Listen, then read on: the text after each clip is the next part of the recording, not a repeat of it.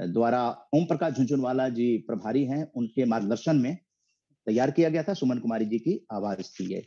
हम लोग अगले वेबिनार का भी लॉन्च करेंगे। आज के वेबिनार में हमारे मुख्य अतिथि और अतिथियों के साथ मिलकर करेंगे। अब हम माइक सौंपते हैं मॉडरेटर डॉक्टर जयती ओझा जी। बहुत शुक्रिया मन्ना, और एक बार फिर से आरजेएस परिवार का भी शुक्रिया कहूंगी। और अब मैं आमंत्रित करना चाहूंगी हमारे आज के मुख्य अतिथि एडवोकेट डॉक्टर पवन दुग्गल जी को, और इनका भी हम आपसे परिचय करा देते हैं। आप advocate supreme court of India, आप साइबर लॉ तथा ई कॉमर्स के विशेषज्ञ हैं, और साथ ही प्रेसिडेंट cyberlaw.net। तो आपका स्वागत है सर इस मंच पर। और हम चाहेंगे कि हमारे आरजेएस परिवार को, जो हमारा आज का थीम है फेयर डिजिटल के बारे में, आप इससे हमारा परिचय कराएं। और फेयर डिजिटल फाइनेंस से हम सभी सुनना चाहते हैं आपको। आपका बहुत बहुत स्वागत है हमारे इस मंच पर, डॉक्टर पवन दुग्गल साहब। धन्यवाद डॉक्टर ओझा, श्री मन्ना, प्रोफेसर साहब, mister Matthews, distinguished personalities, ladies and gentlemen.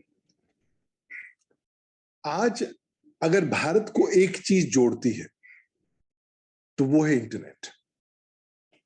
पिछले 2 सालों में जो क्रांति आई है वो शायद हमने उसका अनुमान लगाया नहीं था। सोच रहे थे कि धीरे धीरे इंटरनेट आ जाएगा, लेकिन ऐसा नहीं सोचा था कि एक कोविड आएगा और कोविड इंटरनेट को हम सब की जीवन का मूलभूत सिद्धांत बना देगा। And actually speaking, COVID-19 has been one of the biggest game changers in the living history of our times. No other episode has had so much impact in recent times as COVID-19. और COVID-19 में हमने देखा है कि ज्यादा से ज्यादा भारतवासी आज ऑनलाइन आए हैं और कहीं ना कहीं अपनी जो फाइनेंस की पूर्ति है उसका भी निवारण ऑनलाइन तरीके से करना चाह रहे हैं। तो आजकल हो क्या रहा है, नए ऐप्स आते हैं। ये नए ऐप्स करते क्या हैं? आपको एक सुनहरा सपना बेचते हैं। They promise to give you instantaneous loans without any paperwork in the next few hours, but what they don't tell you is that I am not completely getting the entire stuff. Most of the time, these loan or apps, loan delving apps or distributing apps are deliberately, first and foremost, deducting a huge volume under the so-called garb of processing charges. मसलन आपको 10,000 रुपए की आवश्यकता है और आपने कहा कि साहब मुझे आज बैंक बंद है, कोई दोस्त नहीं मिल रहा है, चलिए मैं ये लोन ऐप पर जाता हूं और 10,000 रुपए लेता हूं। और मैंने 10,000 रुपए की अर्जी करी और उम्मीद किया कि भाई तुरंत मेरे अगले घंटे में अकाउंट में 10,000 आ जाएंगे। अगले घंटे नहीं तो 2 घंटे में पैसे तो जरूर आए, लेकिन 10,000 नहीं आए, करीबन 7,500 रुपए आए। Why? Because more than about 2,500 rupees was so-called deducted on the ground that these are processing charges. और क्योंकि मुझे इतनी जल्दी थी पैसा लेने की, मैं भूल गया उसकी टर्म्स एंड कंडीशंस पढ़ना कि भाई ब्याज का रेट क्या होगा। और पता लगा कि इनका तो ब्याज का रेट जो है आसमान को छूता हुआ है। अगर प्रत्येक माह मुझे 18% देना है तो बहुत जल्दी ही मैं जितना पैसे मैंने उनसे लिया नहीं होते उससे ज्यादा तो ब्याज हो जाएगा। अब यहां पर एक सर्कल शुरू होता है, एक vicious circle. And India has been seeing a massive increase of this vicious circle where innocent Indians are being made deliberate targets of varieties of these new kinds of financial cybercrimes.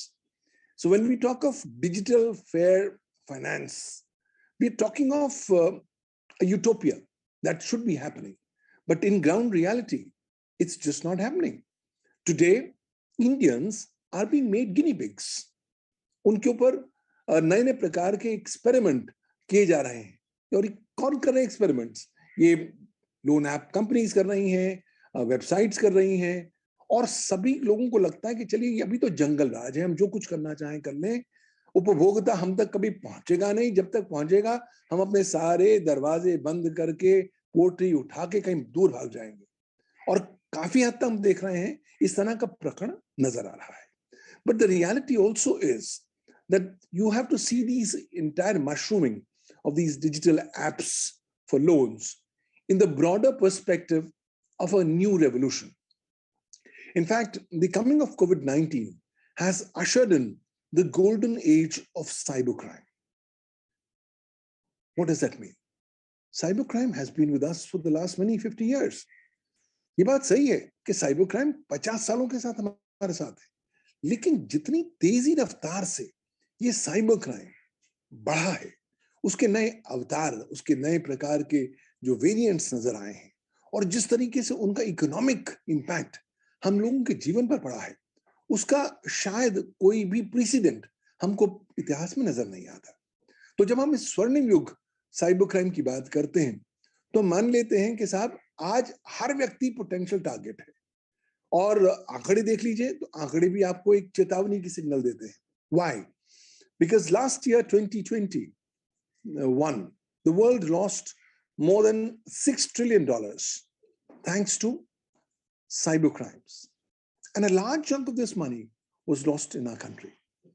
Further, you have to realize that distinctive kinds of cyber crimes have become the top-notch cyber crimes during the COVID-19 era, जिसमें financial frauds, fishing, identity theft जैसे प्रकरण सामने नजर आते हैं.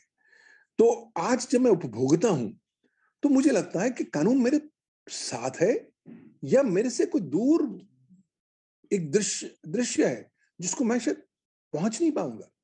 तो कहीं ना कहीं ये विकल्प, ये क्वेश्चंस, ये सेल्फ डाउट अक्सर सामने आ जाते हैं. But the fact remains is that while India has in place appropriate legal frameworks for protecting consumers in the form of the Consumer Protection Law, फिर भी उतना जबरदस्त कानूनी प्रकरण मौजूद नहीं नजर आता जितना होना चाहिए. वो दूसरी बात है कि अब रूल्स भी आ गए हैं और सरकार ने अपने प्रकरण को पुनः से परिवर्तित करने का प्रयास किया है, लेकिन यकीन मान लीजिए अभी भी बहुत सारी ऐसी जमीन में ग्राउंड रियलिटी ड्रॉबैक्स हैं, डिफेक्ट्स हैं, जिसका दुरुपयोग करते हुए ये जितने सर्विस प्रोवाइडर्स हैं वो आपको टारगेट कर सकते हैं, आपसे आपकी उपभोक्ता संबंधी प्रोटेक्शन, सुरक्षा को छीन सकते हैं और आपको शिकार बना सकते हैं.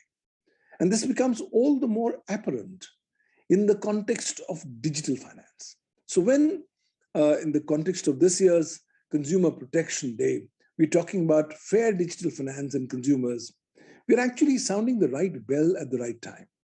Why? Because today, consumers need to be protected in the context of digital finance. पिछले 2 साल काफी ज्यादा महत्वपूर्ण रहे, मुश्किल रहे, ऐतिहासिक भी रहे. नौकरियां गई, बिजनेस बंद हुए, पैसे सूख गए, एम्प्लॉयमेंट, तो कहीं ना कहीं लोगों को पिंच महसूस हुआ और वो पिंच की पूर्ति करने के लिए लोगों ने लोन लेना शुरू कर दिया. लोगों ने विभिन्न प्रकार के फाइनेंस प्रारंभ करने शुरू कर दिए, लेने शुरू कर दिए, उम्मीद करके कि समय जब अच्छा आ जाएगा तो हम इसको भेज देंगे, हम इसको वापस लोन को कर देंगे. लेकिन प्रॉब्लम आज की तारीख में भी होती है कि जितनी आपको इफेक्टिव निगरानी होनी चाहिए इन डिजिटल फाइनेंस एप्स या सर्विस प्रोवाइडर्स के ऊपर, वो अक्सर नहीं हो पाती. हमारे यहाँ भारतवर्ष में भी 2 प्रकार के की दुनिया है, 2 buckets हैं. There is one bucket which is the financial institutions which are regulated by the Reserve Bank of India, and that's a very well regulated market because the Reserve Bank of India has been doing a remarkable contribution in terms of protecting consumers vis-a-vis digital finance. लेकिन दूसरा जब हम bucket देखते हैं, बाल्टी देखते हैं, तो पाते हैं ये तो पूरा अनरेगुलेटेड मार्केट है. ये है जो बकेट है फाइनेंशियल सर्विसेज की बकेट है, ये बकेट है डिजिटल एप्स की, ये बकेट विभिन्न प्रकार के और डिजिटल सेवाओं की जिसका ताल्लुक फाइनेंस के साथ तो है, लेकिन जो मुख्य तौर पर आरबीआई की रेगुलेशन के तहत नहीं आते. So consequently we now began to see that this growing bucket of unregulated digital finance sectors has become a matter of immense concern. और उपभोक्ता के पास कोई रेमेडी होती नहीं है. आज मेरे अकाउंट से पैसे चले जाएं तो मुझे ये बात तो यकीन है, मैं चिल्ला लूं, शोर मचा लूं, उल्टा टंग जाऊं, चांसेस हैं कि बहुत कम ही बार ये पैसे मेरे अकाउंट में वापस आएंगे। जो पुराने बुजुर्ग कहते हैं, जो चला गया सो बीत गया, तो बिल्कुल ठीक यही सिद्धांत आज डिजिटल फाइनेंस में भी उपलब्ध होता है। So that if you lose your money thanks to any unauthorized transaction, your money is gone once and forever.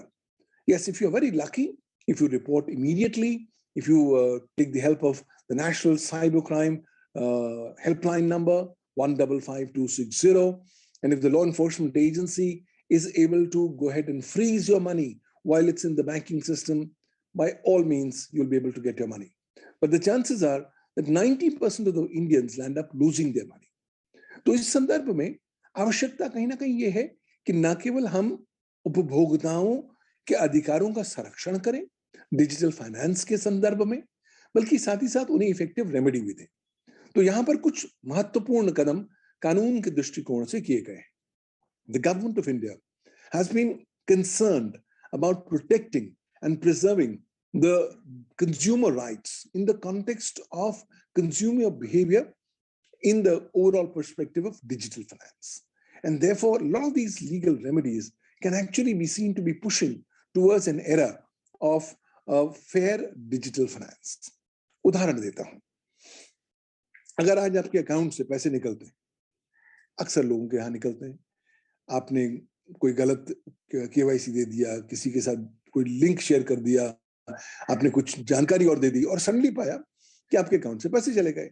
My own class teacher, who taught me history in school, called me the other day because he is an 84-year-old pensioner, and he got a call from his bank asking for some verification, which he gave, and in the next 1 minute, 81,000 rupees were taken out from his account. We lodged the FIR, but we were late. The cyber criminals were faster than us. They were able to get the entire money out of the ecosystem. आज की तारीख में भी FIR तो दर्ज हो गया है, लेकिन मुझे यकीन है कि शायद पैसे नहीं मिलेंगे। तो लिहाजा इस तरह की जो परिस्थितियां होती हैं, सवाल उठता है कि कानून किस तरीके से हमारी मदद करता है, और कानून हमें मदद करता है आरबीआई की नोटिफिकेशन द्वारा। रिजर्व बैंक ऑफ इंडिया ने इस बात को माना कि अधिकांश उपभोक्ता साइबर सुरक्षा को लेकर बहुत ज्यादा सचेत नहीं होते, और इसलिए वो जाने अनजाने में साइबर क्राइम के शिकार बन जाते हैं।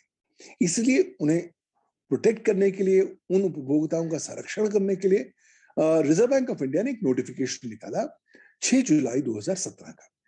ये नोटिफिकेशन कहता है कि साहब, अगर आपके बैंक अकाउंट में या क्रेडिट या डेबिट कार्ड में कोई ऐसा ट्रांजैक्शन होता है जो आपने नहीं किया, या जो आपकी नेग्लिजेंस या लापरवाही की वजह से नहीं हुआ, तो आप पहले 72 घंटों में उसकी रिपोर्ट आप कंसर्न बैंक को लिखित में करें, और अगर आप ये रिपोर्ट 72 घंटों में करेंगे तो आपको पूरे पैसे वापस मिलेंगे।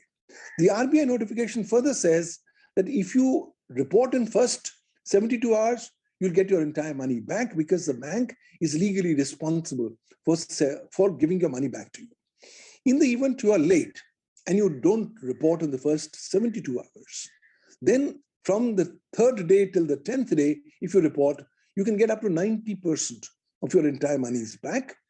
And of course, if you're later than that, then you get your monies dependent on the actual policies of the concerned bank.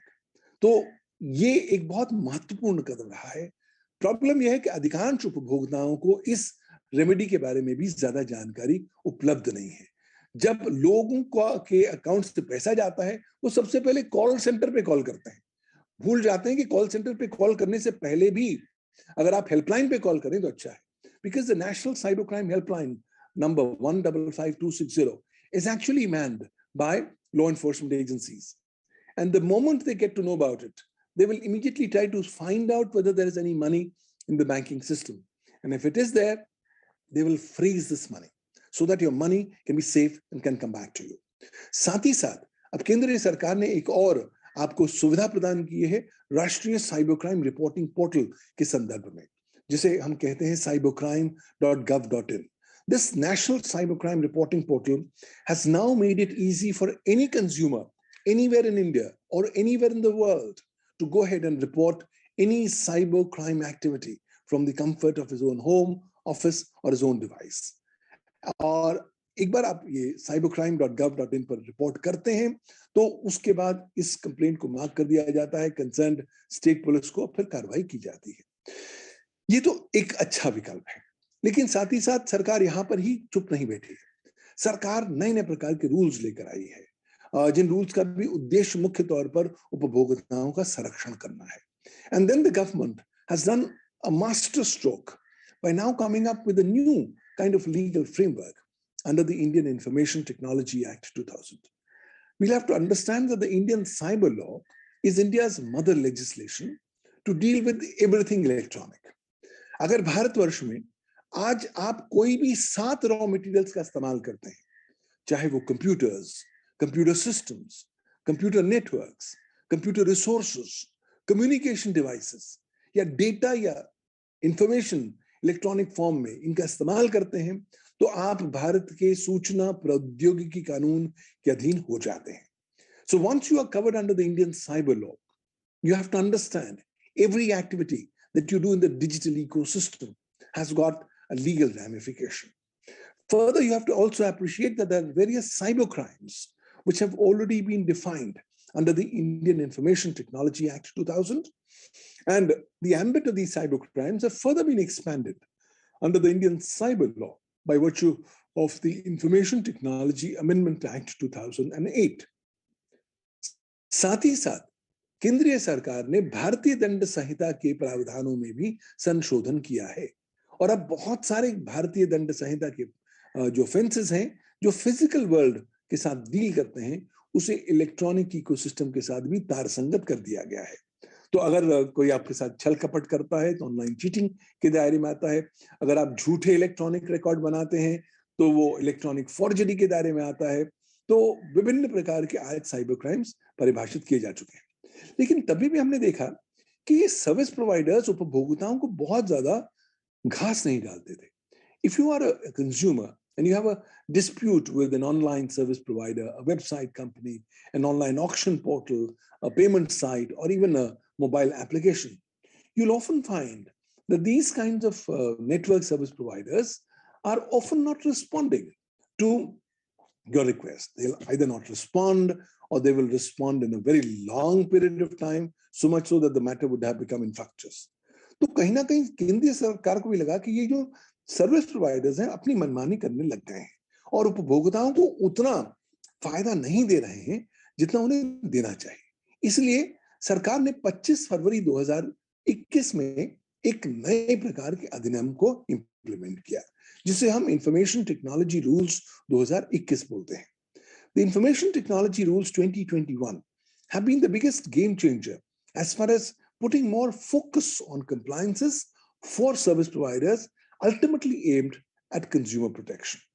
इसमें पहली बार वो एलिमेंट्स डाल दिए गए जो पहले कानून में मौजूद ही नहीं थे।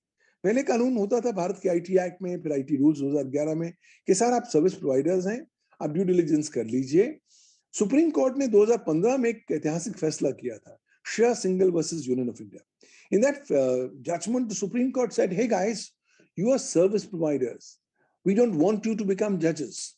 Do not judge on any claim of any consumer. Sit pretty, wait for a court order from a court of competent jurisdiction or an order from a governmental agency, and then you take appropriate action. तो उस फैसले का एक direct नतीजा ये हुआ कि कहीं ना कहीं इन उपभोक्ताओं को लगा, इन जो सर्विस प्रोवाइडर्स को लगने लग गया कि चलिए हम तमाशबीन बन जाते हैं। Let's become spectators. Why? Because the Supreme Court has asked us to be spectators. Let's not do anything till such time we get a court order or an order from a governmental agency. तो एक honeymoon period जो था service providers का 2008 से जो शुरू हुआ वो 2021 फरवरी तक चलता रहा। अब उस हनीमून पीरियड को तुरंत सरकार ने खत्म किया ये आईटी रूल्स 2021 को लाने के बाद। In these IT rules 2021 have been most crucial because for the first time they've actually stipulated the legal liability for service providers and intermediaries who are not going to comply with the law. तो जितने भी ये digital finance के network service providers हैं, platforms हैं, app developers हैं, वो तमाम सारे लोग अब इस आईटी रूल्स के तहत कवर हो गए और इन रूल्स ने पहली बार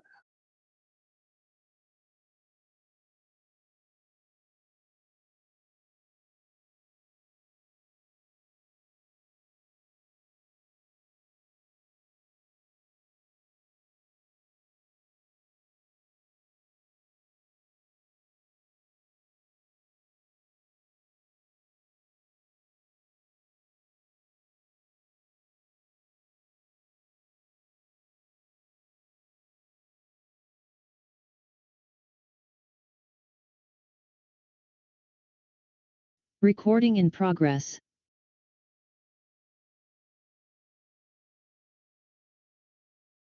As a Pandora's box in terms of criminal liability for the top management of intermediaries, including digital finance intermediaries. I think they are now opening up a new vista.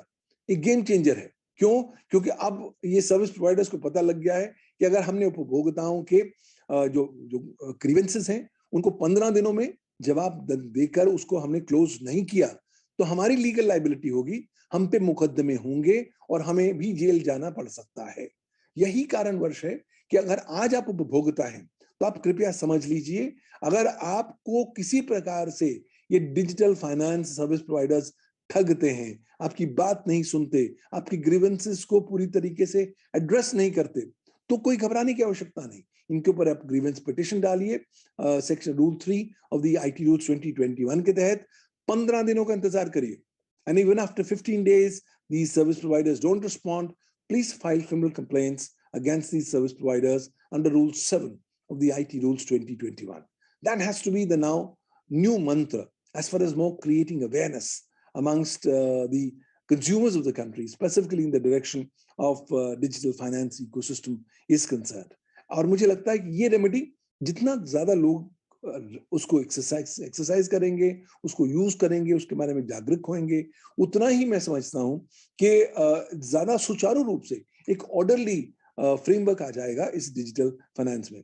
तो ये जो उठाईगीर service providers होते हैं कि चलो जी आज आपको ठग लिया, जितने पैसे 5 दिन में निकाल लिए, फिर अपना धंधा बंद कर दिया, उस तरह की जो प्रकरण है वो काफी हद तक कम होंगे. लेकिन कृपया याद रखिए कि हमारे भारतवर्ष में 2 प्रकार की चीजें हो रही हैं जो आपकी और हमारे लाइफ को डायरेक्टली इंपैक्ट करती हैं. पहली चीज कि आज भारतवासी एक नए प्रकार की क्रांति से गुजर रहे हैं. I call it the great Indian vomiting revolution. Bharat आज उल्टी की क्रांति कर रहा है, जहां पर लोग उल्टी कर रहे हैं अपने पर्सनल, प्रोफेशनल, सोशल डेटा के बारे में. एक उपभोक्ता होने के नाते आपका दायित्व बनता है कि आप उल्टी ना करें. And therefore it will be great if you don't be a part of the great Indian vomiting revolution and don't vomit information about your personal, professional, and social lives if you want to be safe as a consumer. Number 2, there is a Jamtara, an area in Eastern India that's known for its cybercrime activities. Initially, we thought that there was only one Jamtara. Then there was a Netflix or an Amazon commentary or a web series on Jamtara. The coming of COVID-19 has now seen a new phenomenon. We have now seen the mushrooming of Jamtaras. आज किसी भी राज्य में देख लीजिए, किसी शहर ग्रामीण एरिया में देख लीजिए, आपको जामतारा मॉडल की डुप्लीकेशन, मशरूमिंग नजर आती है. तो देखिए साइबर क्राइम चारों ओर फैल चुका है. दायित्व आपके ऊपर बनता है कि आप कितनी जल्दी जागरूक हो जाए, साइबर सुरक्षा को अपने जीवन जीने की शैली के स्वरूप में अडॉप्ट करेंगे, उतना आपके लिए अच्छा होगा. हाल ही में एक किताब लिखी मैंने, उसका नाम है new cyber world order post covid. And in this book I have talked that by the time nations are victorious against the current and subsequent wave of COVID-19 infections, we will enter into a new cyber age where cybercrime will be our daily constant companion. और हमारे जिंदगी में cyber सुरक्षा में सेंधे रोजमर्रा का default option होने वाली है. तो जब इस तरह के नए साइबर युग में हम कदम रख ही रहे हैं, तो जितनी जल्दी हम अपने डेटा का संरक्षण कर पाए अच्छा है. जान लीजिए भारत के पास आज कोई डेटा प्रोटेक्शन कानून नहीं है. And because India doesn't have a dedicated law on data protection, these cyber criminals are having a field day.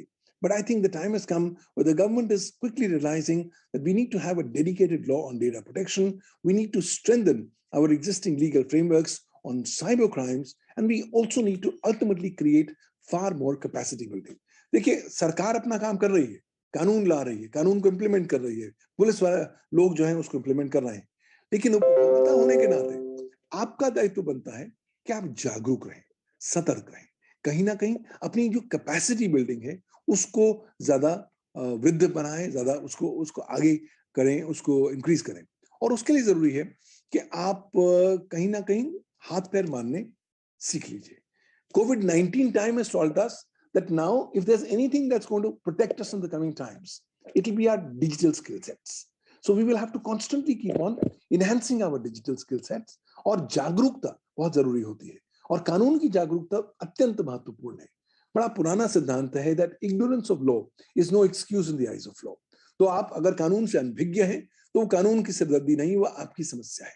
तो इसलिए जागरूक रहिए कि क्या क्या चीजें हो रही हैं। हम लोगों ने एक प्लेटफॉर्म शुरू किया है, उसका नाम है cyberlawuniversity.com, जहां पर हम विभिन्न प्रकार के कोर्सेज उपभोक्ताओं को ऑफर करते हैं। Cyber law, cyber crime, cyber सुरक्षा, artificial intelligence, blockchain, internet of things के विभिन्न पहलुओं पर और उनके कानूनी मुद्दों पर। और ये जो हम लोग के जो ऑनलाइन कोर्सेज हैं वो 3.5 सालों में करीबन 27,500 उपभोक्ता पूरी दुनिया भर के 172 राष्ट्रों से ये कोर्सेज कर चुके हैं। ये आंकड़े हमें बताते हैं that there's a need for massive capacity building. And I think we as consumers on this occasion of this Consumer Day must wake up to the fact that we are going to be the ultimate brunt of the all cyber criminal activities, of all fraudulent activities in the digital finance ecosystem space. इसलिए जितनी जल्दी हम अपनी सुरक्षा कवच को पहन लें, जितनी जल्दी अपने डिजिटल स्किल सेट्स को बढ़ा लें, जितनी जल्दी हम साइबर सुरक्षा को अपना लें, and we start adopting cyber security as a way of life, the quicker we are able to start adopting cyber resilience, the better it will be. In fact, बेहतर अच्छा होगा कि हम अपने जो डिफॉल्ट प्रिजम्पशंस हैं उनको बदल दें। हमारा प्रिजम्पशन होना चाहिए कि हम पर आक्रमण तो होगा ही, चलिए इसको मान के चलते हैं। सवाल ये नहीं है कि आक्रमण हो तो हम पैनिक करें, सवाल ये है कि आक्रमण होने के बाद हम कितनी जल्दी पुनः से वापस नॉर्मलसी के स्टेट पर ले अपने आप को ला पाए, वो जरूरी है। इसे हम साइबर रेजिलियंस बोलते हैं। इसलिए बहुत जरूरी है कि आप अपने रोजमर्रा के जीवन में साइबर रेजिलियंस लेकर आइए। समय चला गया है कि आप कहिए मैं इंटरनेट से कुछ नहीं लेना देना चाहता। आज आपने आधुनिक जीवन में रहना है तो इंटरनेट आपका हिस्सा है। And you can not just say that I शुरू हो गया।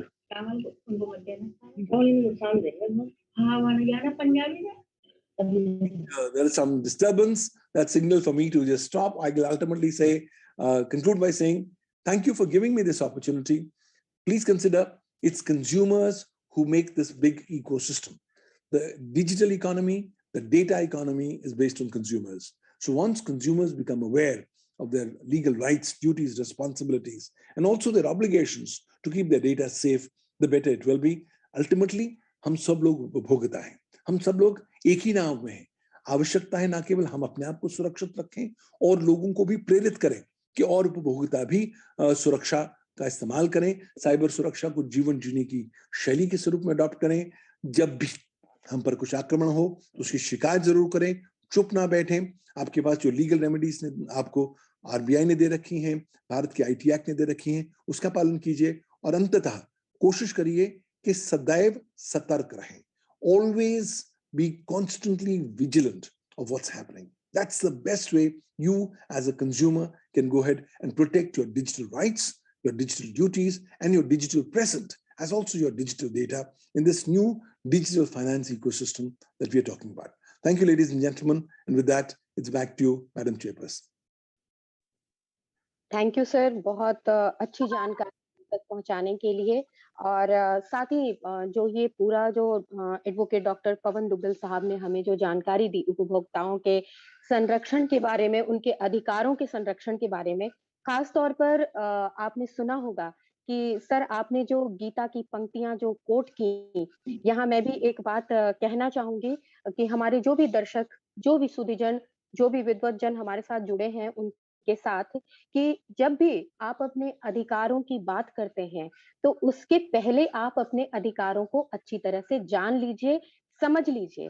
और अगर आपको ऐसा लगता है कि आपके अधिकार आपसे छीने जा रहे हैं, तो वो कहते हैं ना, बहुत सुंदर सी एक कहावत है कि जब हम किसी अंधेरे रास्ते पर चल रहे हों और हमारे हाथ में रोशनी नहीं हो, तो हमें आसमान की तरफ देखना चाहिए जहां टिमटिमाते हुए तारे नजर आते हैं। और ये तारे हमें इस बात का एहसास दिलाते हैं कि जहां रोशनी नहीं होती, वहां भी रोशनी होती है।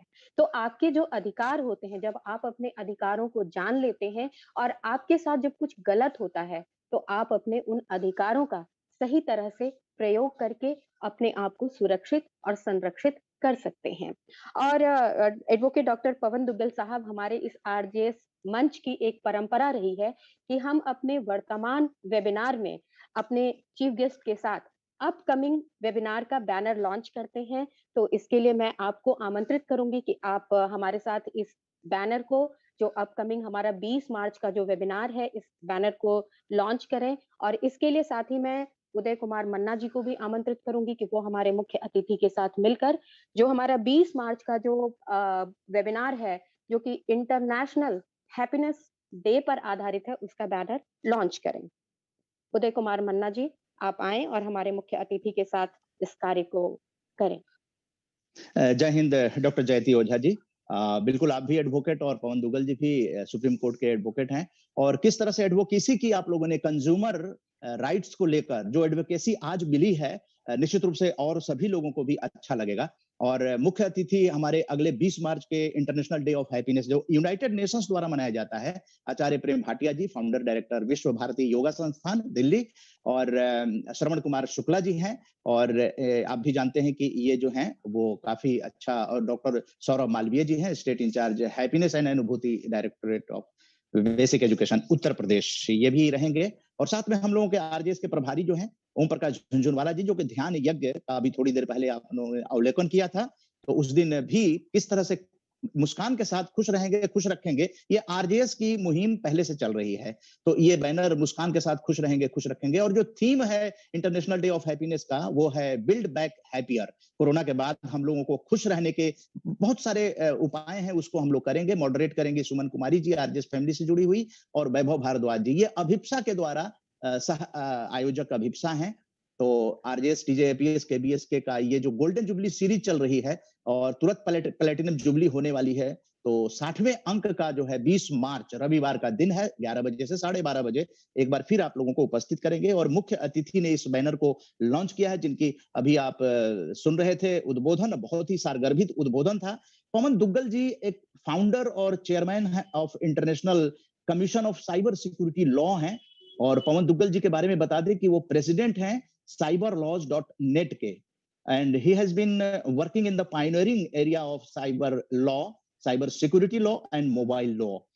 While a practicing advocate Supreme Court of India, Pawan Duggal has made an immense impact with an international reputation, and as an expert and authority on cyber law, cyber security law and e-commerce law, Pawan Duggal has been acknowledged as one of the top 4 cyber lawyers around the world. तो international cyber law के expert जो हैं हम लोगों के बीच मुख्य अतिथि के रूप में 20 मार्च का बैनर को लॉन्च किया है। तो 20 मार्च के बैनर का जो है वीडियो हम चाहेंगे कि टेक्निकल टीम एक बार शेयर कर दें सकारात्मक सॉन्ग के साथ।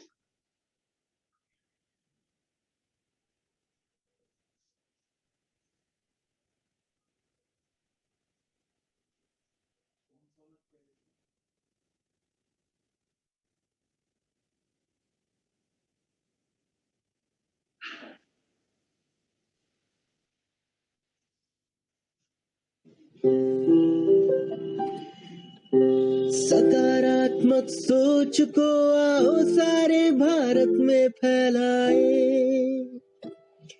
सकारात्मक ऊर्जा का आओ सब में संचार कराए। ऐसा ना हो कि हम अपनी जिम्मेदारी भूल न जाए, क्यों इंतजार करें हम किसी का, आओ एक मशाल जलाए। सकारात्मकता के उदय का चलिए हम उद्घोष कराए। आरजेएस जय हिंद के नारों से अपना देश जगाए, आरजेएस वंदे मातरम से सारी सरकार जगाए। जो हाँ, तो इस तरह से ये 20 मार्च का बैनर हम लोगों के मुख्य अतिथि एडवोकेट पवन दुग्गल जी ने लॉन्च किया। पवन दुग्गल जी से सवाल पूछने के लिए मुझे लगता है कि शायद आप लोग बहुत उत्सुक होंगे, और तो आमंत्रित है, floor is open for all, आप लोग सवाल पूछ सकते हैं। पवन दुग्गल जी हम लोगों के बीच में हैं। Yeah, my small question was, Pawan Duggal ji, पहले तो I would like to congratulate you. आपने You have explained in such a simple word और हम उदय मन्ना जी को रिक्वेस्ट करेंगे कि we should take some of the extracts from this speech which he gave, और हम लोग को एक सरल भाषा में हिंदी अंग्रेजी में एक बुकलेट जरूर बनाना चाहिए in terms of building awareness on the consumer rights in terms of how to tackle cyber crime. ये बहुत ही इंपॉर्टेंट है, and I would like to sponsor that on behalf of consumer online foundation with the help of Pawan Duggal ji, to make sure that we build that guideline for आम जनता in a very simple manner, so that they can understand in their own language how to go about in protecting themselves and becoming an aware consumer. So that is one I wanted to propose. The second thing, Pawan Duggal ji, जिससे हम जूझ रहे हैं, and in my 40 years of career in the consumer movement, I am not able to find that how do we get good, strong, sustainable remedies to the consumer. Because देखिए, किसी का यदि 1000 रुपया का नुकसान हुआ है, he is not able to engage a lawyer or go to a judicial process to access his 1000 rupees back by spending 20,000, 30,000 rupees. He doesn't have that kind of a money. And the government doesn't come forward to help such customers to get back their money in a legal form. हम लोग PIL करते हैं, लेकिन आपको भी मालूम है, हम लोग को भी अनुभव है, even with PILs, even with orders been given by the judiciary, honorable Supreme Court का भी order, you know, we don't see things happening on the ground. And then of course there is a process of contempt. You can move again a contempt, but it goes on for years. You see, how do we ensure that there is a prompt remedy? Because of Consumer Protection Act को लाए हम लोग 1986 में, there was a very simple rationale behind it कि हमको 45 days में हमको एक ऑर्डर मिल जाए जिससे हमारा जो भी रेमेडी है वो हमको तुरंत मिले। लेकिन आपको मालूम है वो 45 डेज तो ताक में चला गया है।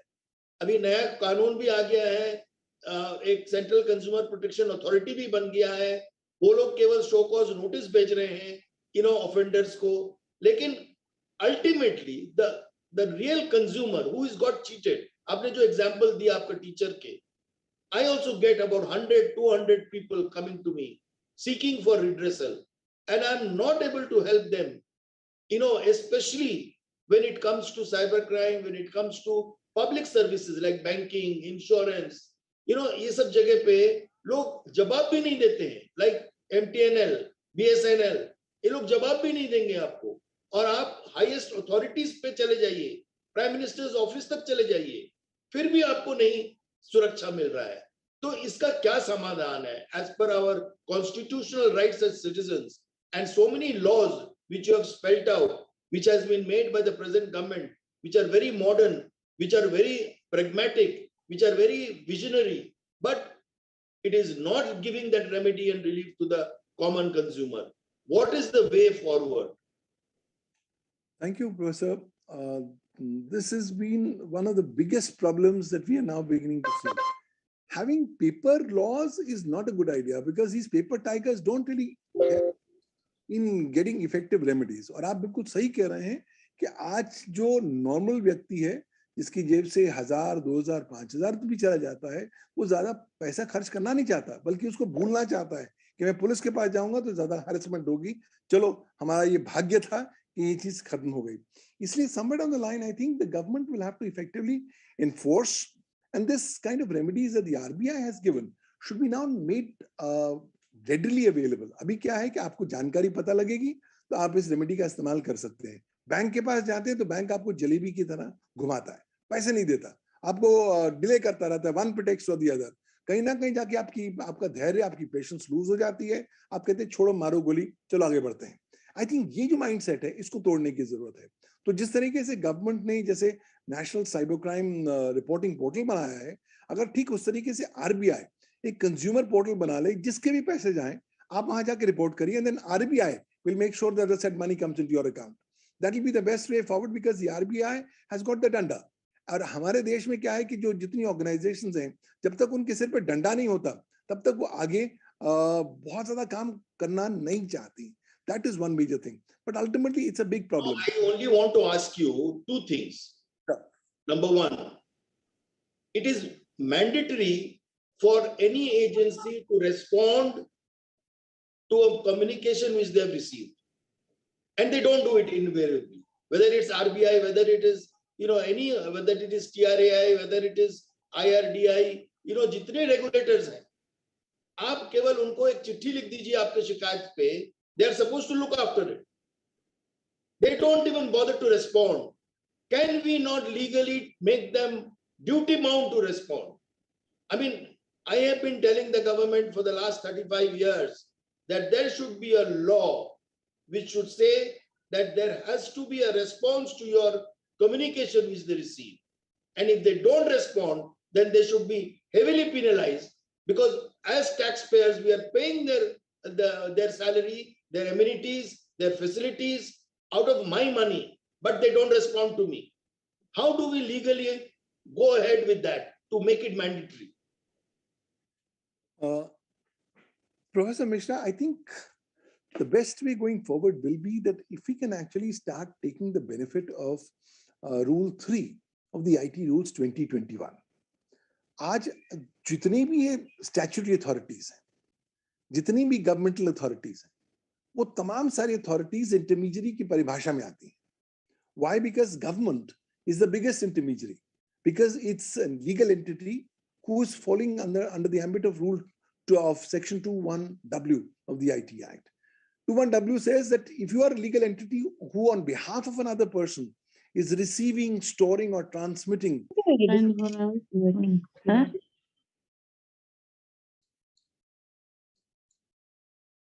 You have been unmuted.